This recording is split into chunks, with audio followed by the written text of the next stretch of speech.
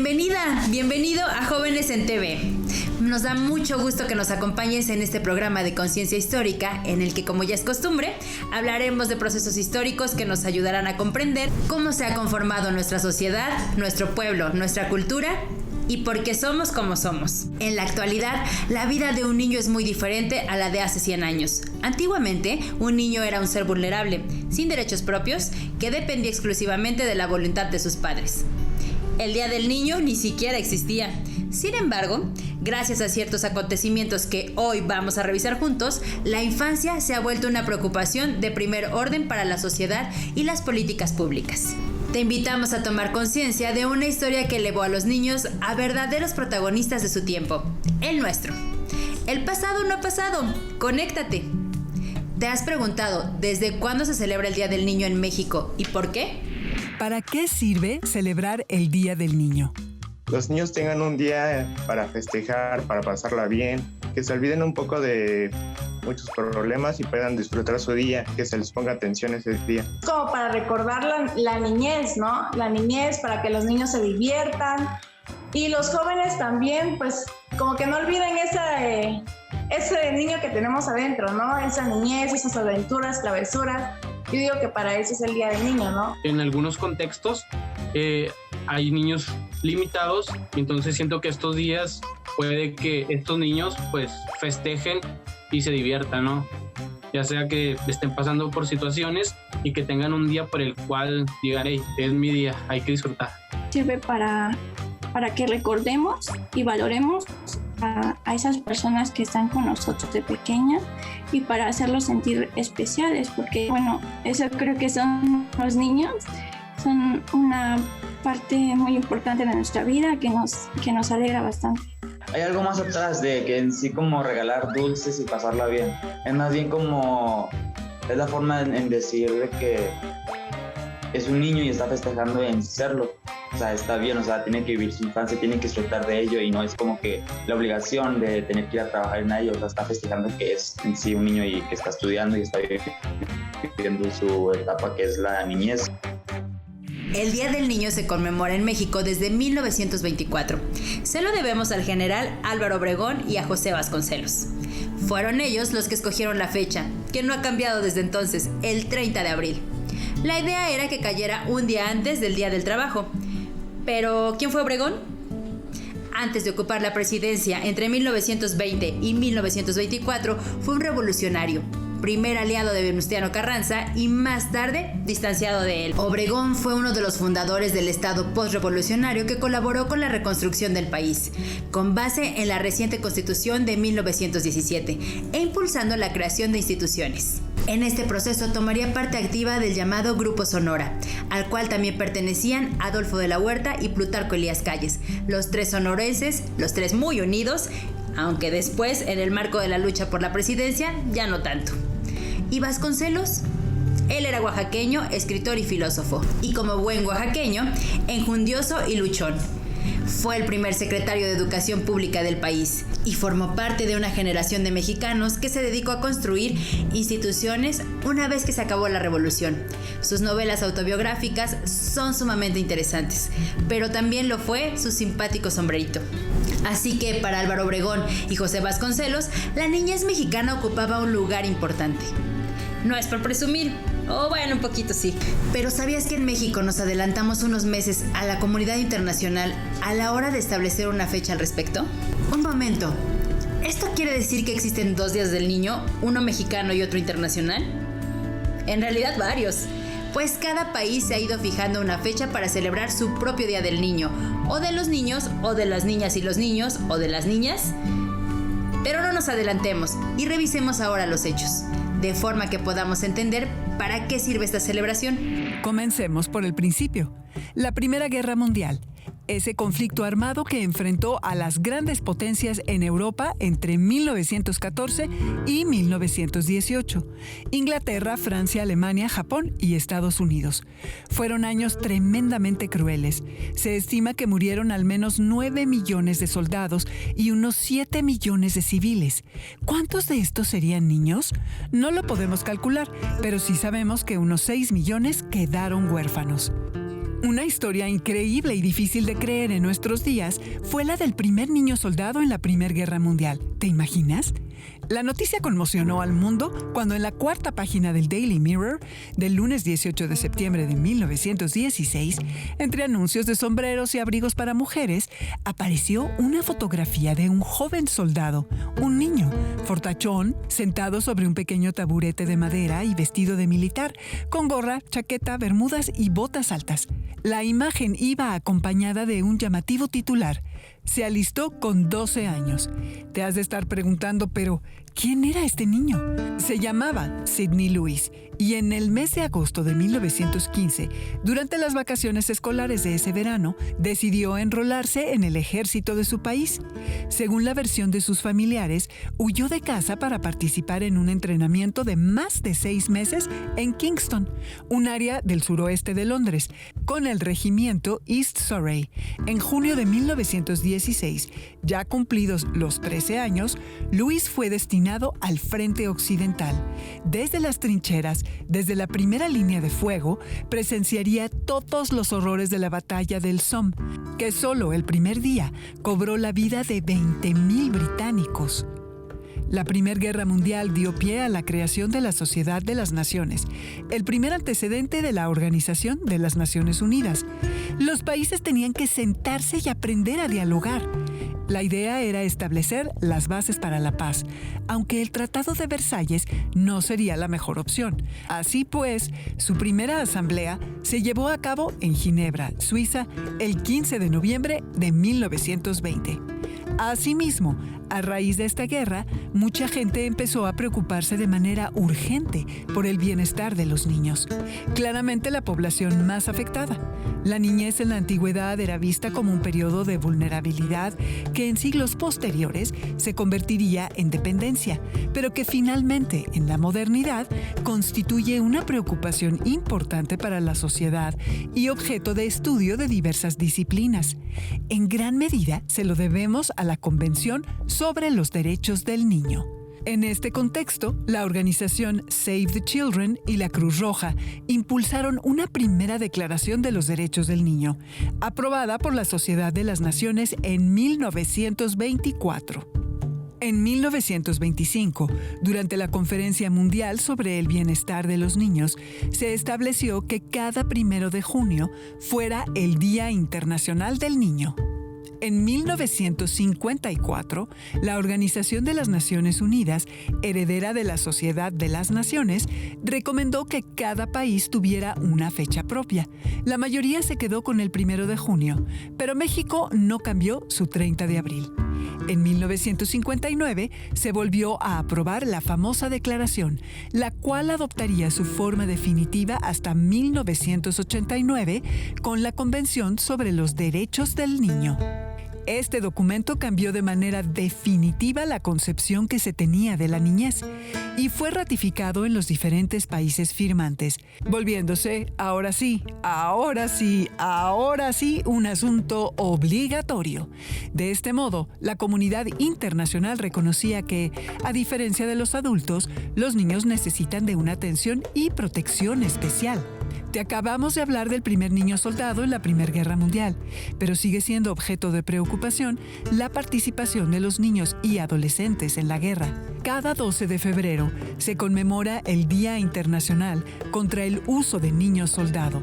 Actualmente se calcula que hay unos 300,000 niños y niñas soldado en los conflictos armados en todo el mundo. Niños, niñas y adolescentes que se ven abocados a vivir la guerra de verdad, convirtiéndose en combatientes involuntarios. Muchos de estos niños están directamente en la línea de combate y otros son obligados a ejercer como cocineros, mensajeros, esclavas sexuales para realizar ataques suicidas. ¡Qué triste realidad les toca vivir a muchos niños hoy día!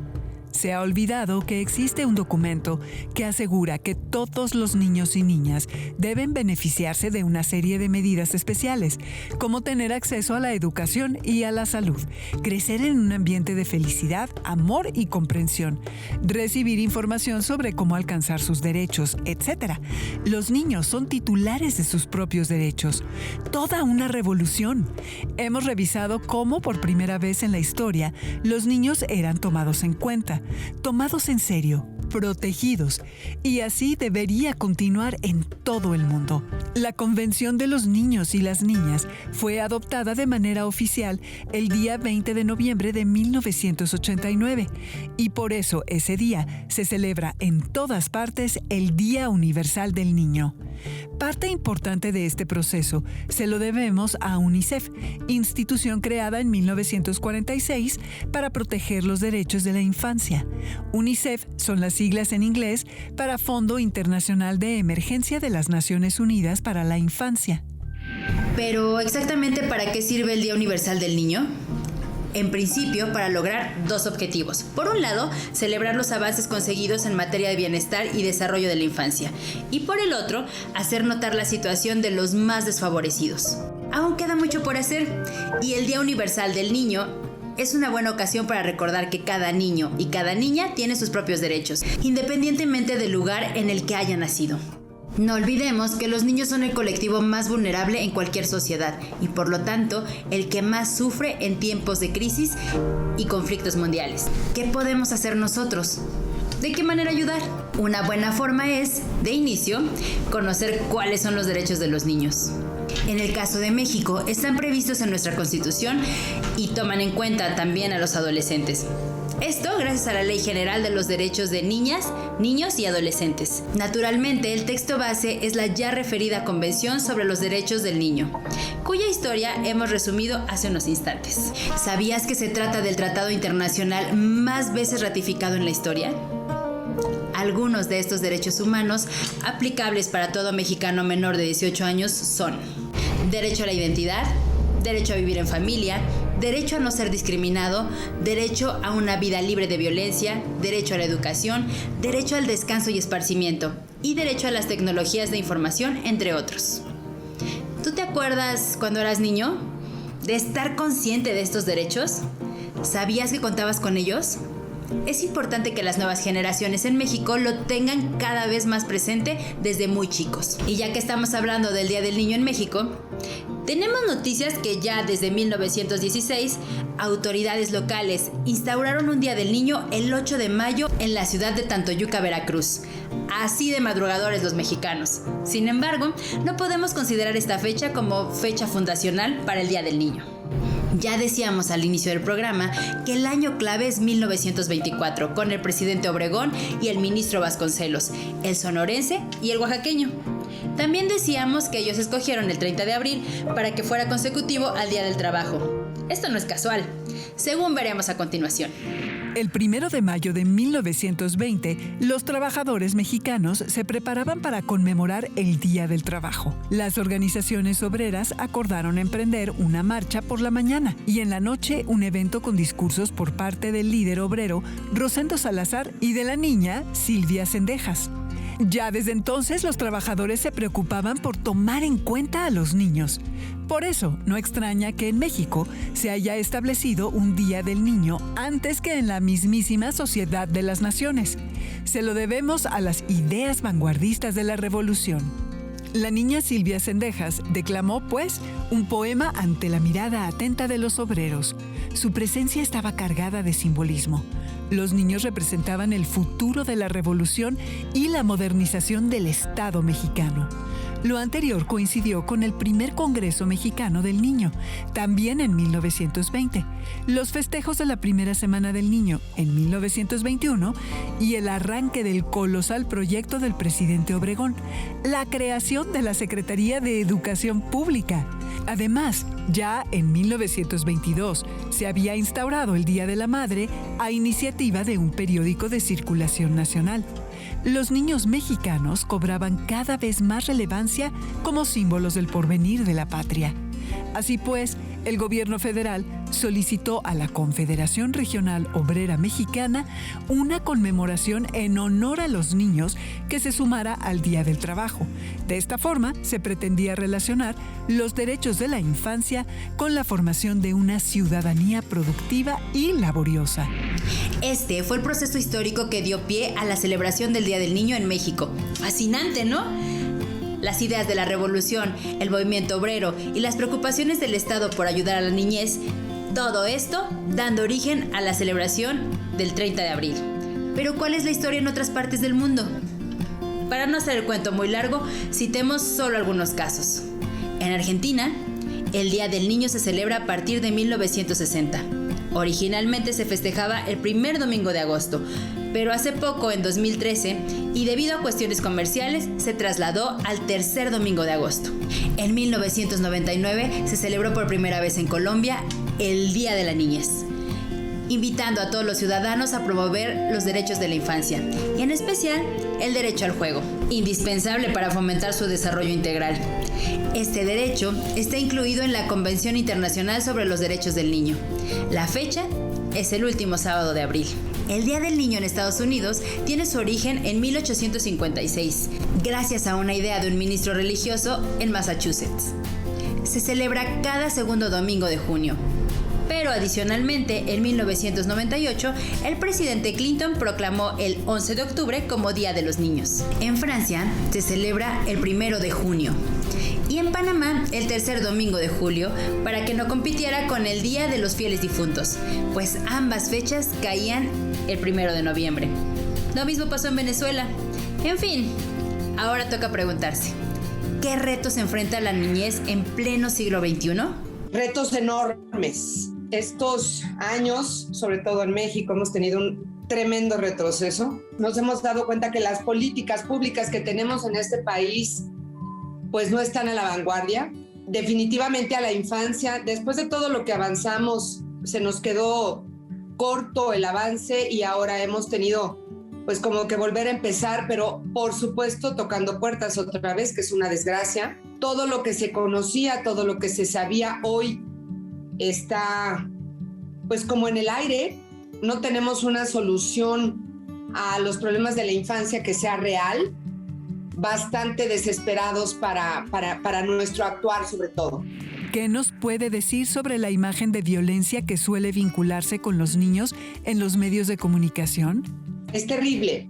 Fíjate que los niños hoy con estas herramientas y que tienen a partir de los 12 años se dan cuenta de todo lo que está sucediendo.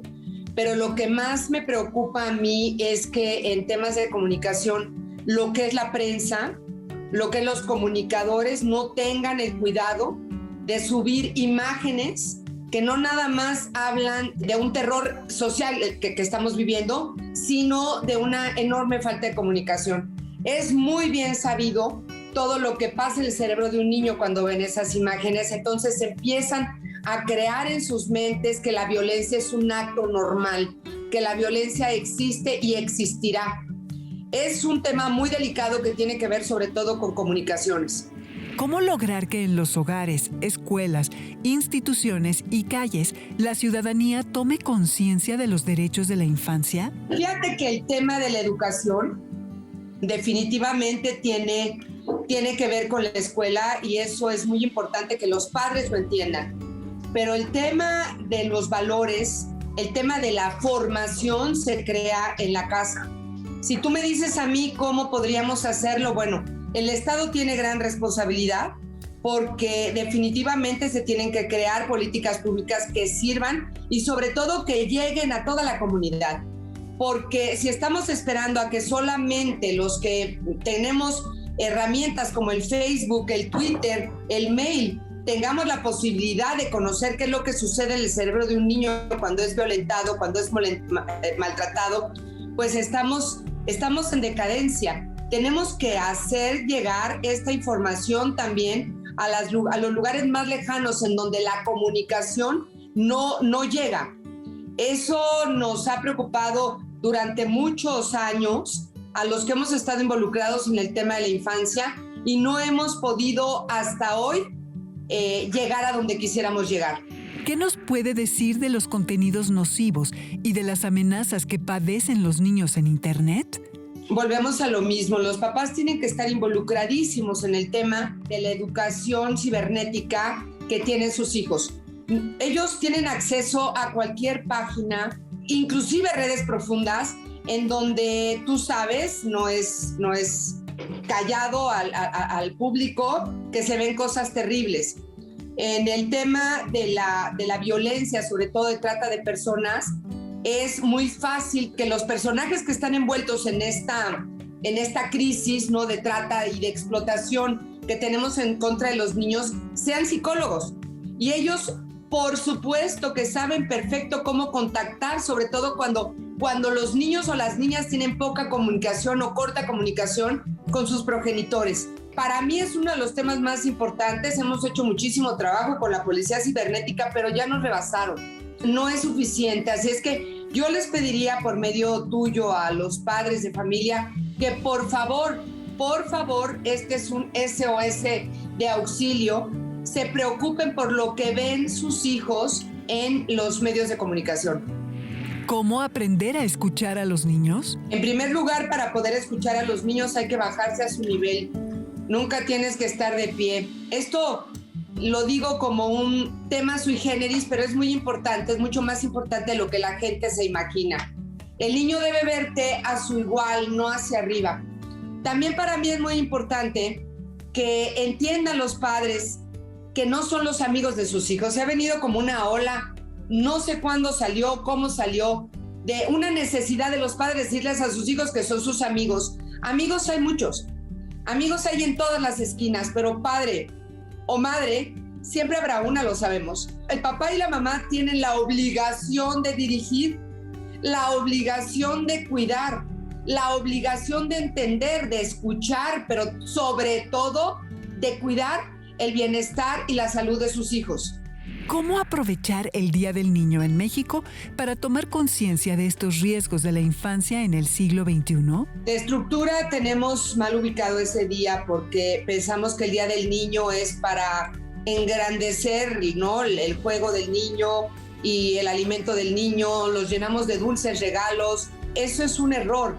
Realmente este Día del Niño se hizo para voltear a verlos y sobre todo voltear a ver sus necesidades, para poder entender que ese día es importante y que en el gobierno se debe tomar en cuenta para hacer esas políticas que tanto necesitamos, esas políticas públicas, pero sobre todo leyes que hoy protejan en 100% la salud mental y física de nuestros niños. Para concluir nuestro programa, podemos afirmar que ser niño hoy es mucho mejor que hace 100 años y sin embargo aún queda mucho por hacer. ¿Tú cómo apoyas a los niños actualmente? ¿Cómo le harías desde tu propia comunidad para que cada vez más niños tengan claro cuáles son sus derechos y cómo estos pueden ayudarlos a vivir una vida mejor? Ahora ya sabes por qué existe el Día del Niño en México, desde cuándo y a causa de qué demandas y acciones ciudadanas. Asimismo, has podido reflexionar sobre los riesgos de la niñez en la actualidad. Ahora solo queda un asunto por hacer. Ayúdanos a construir este programa juntos. Participa en Jóvenes en TV, un espacio de reflexión y construcción del conocimiento. Regálanos un like y no dudes en escribirnos. Hagamos conciencia histórica. El pasado no ha pasado. Conéctate. Nos vemos y nos escuchamos pronto.